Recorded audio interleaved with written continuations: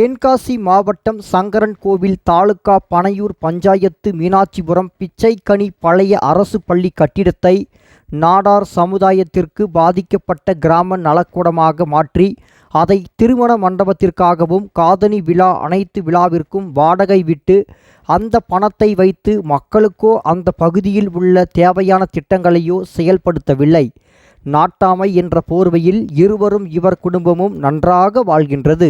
இந்த கட்டிடத்தை பஞ்சாயத்து விட்டால் பஞ்சாயத்திற்கு வருமானம் என்று மக்கள் கருதுகின்றனர். மாவட்ட நிர்வாகம் மற்றும் வட்டார வளர்ச்சி அலுவலர் என்ன பதில் தரவுள்ளார் என்பதை பொறுத்திருந்து பார்ப்போம்.